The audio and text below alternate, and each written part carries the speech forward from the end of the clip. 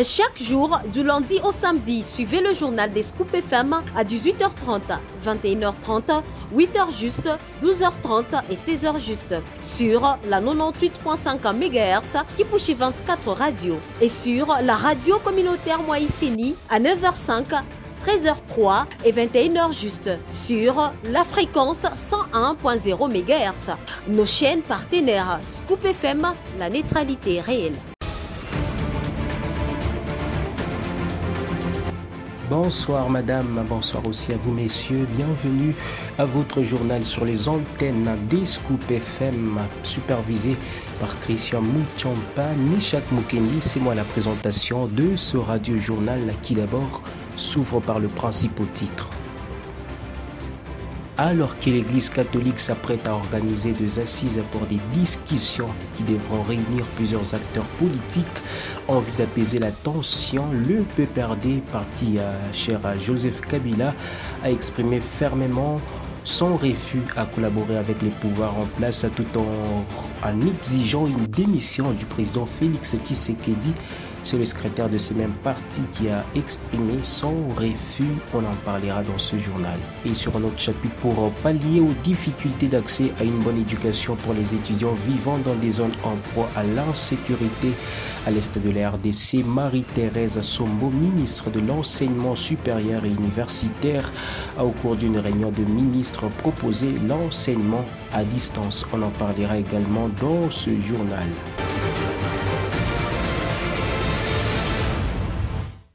Allez, c'est parti pour ce journal. D'abord en bref, le Parti du Peuple pour la reconstruction et la démocratie, PPRD, parti cher à Joseph Kabila, président honoraire de la République démocratique du Congo, a exprimé catégoriquement sa contestation contre toute forme de discussion avec les pouvoirs en place, tout en exigeant une démission immédiate du président Félix Tshisekedi. Ceci ressort d'une réaction de Ferdinand Kambere, secrétaire permanent du PPRD. Poursuivant ce journal, lors d'un briefing de presse tenu ce lundi, le porte-parole du gouvernement congolais Patrick Muyaya a tenu à apporter des précisions importantes concernant les récentes propositions de la SANCO et de l'ECC en faveur de la paix et du dialogue en République démocratique du Congo. Écoutez le porte-parole du gouvernement Patrick Muyaya dans cet extrait. Il y a une constante ici. Je le disais tout à l'heure, c'est plus de 3000 Congolais qui sont morts dans des conditions effroyables.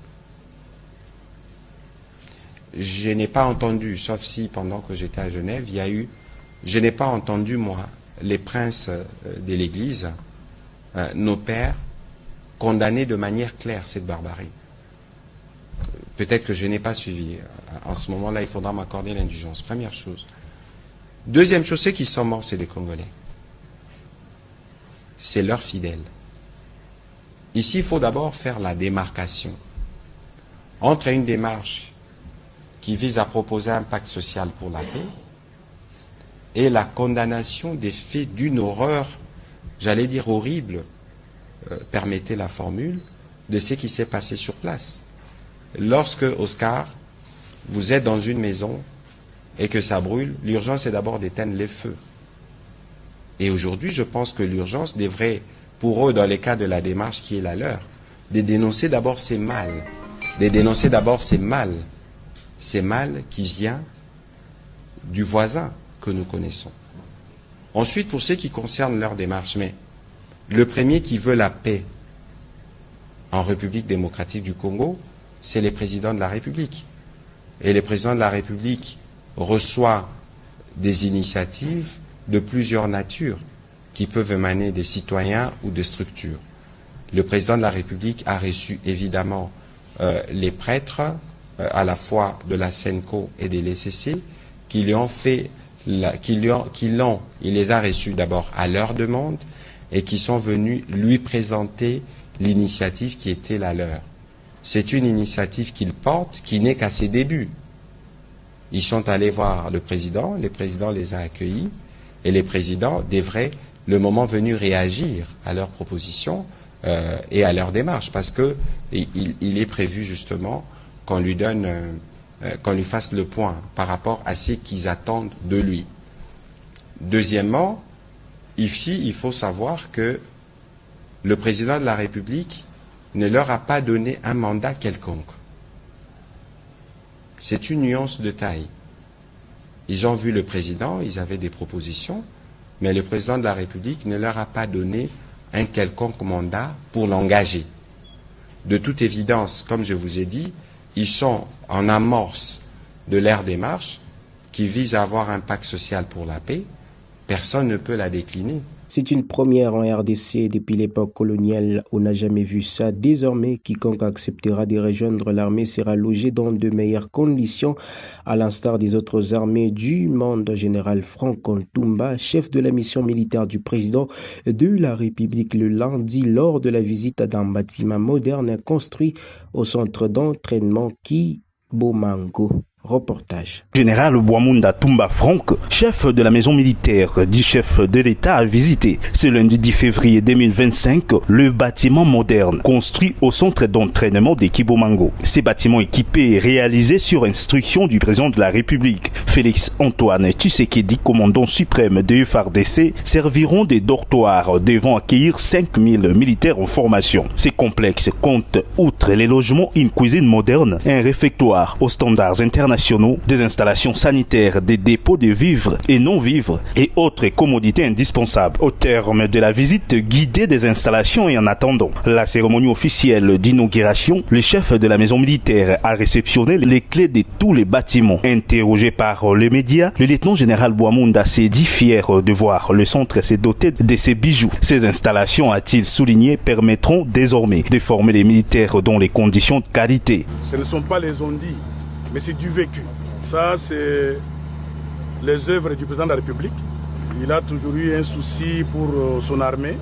Il cherche à tout prix à pouvoir moderniser cette armée par la prise en charge. La preuve est là, c'est une première en RDC. Depuis l'époque coloniale, on n'a jamais vu ça.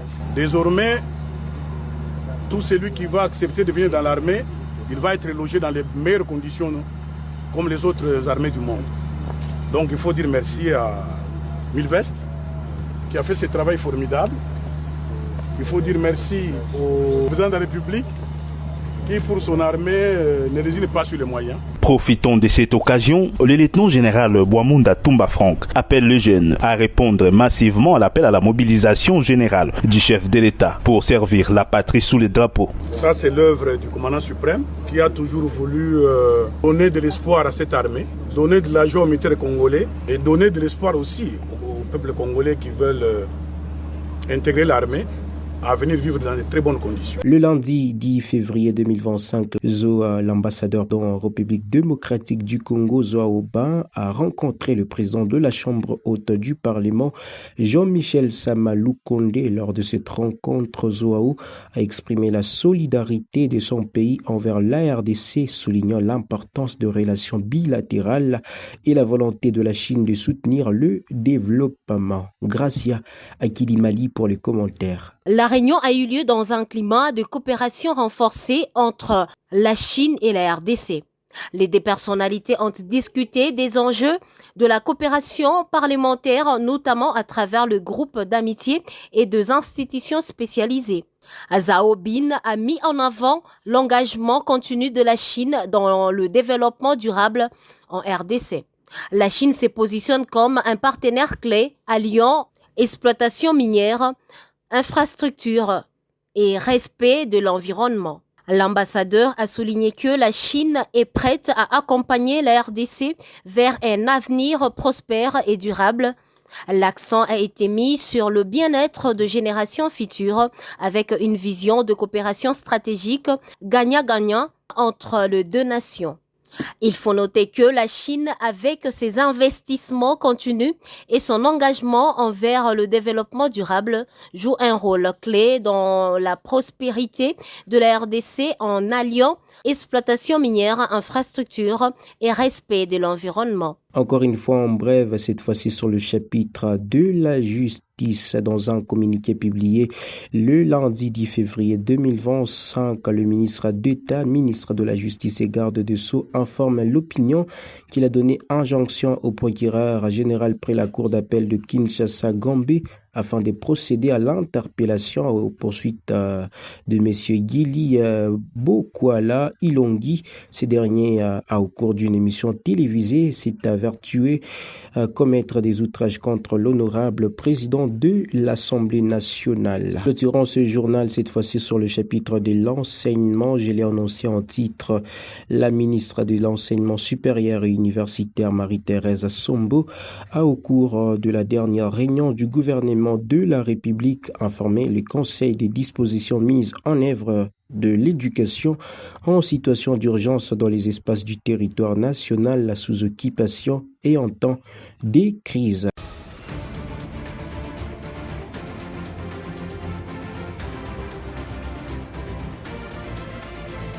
Voilà, madame, messieurs, vous l'avez compris, c'est certainement par là que nous refermons les portes de ce radio-journal qui a connu la participation de Gracia Akilimali, Nadej Kabole, Christian Muchampa, Meshak Mukendi.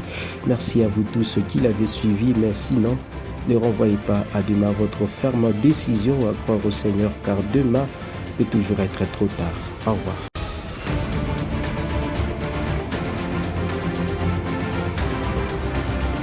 Chaque jour, du lundi au samedi, suivez le journal des Scoop FM à 18h30, 21h30, 8h juste, 12h30 et 16h juste sur la 98.5 MHz qui pousse 24 radios et sur la radio communautaire Moïseni à 9h05, 13h03 et 21h juste sur la fréquence 101.0 MHz. Nos chaînes partenaires Scoop FM, la neutralité réelle.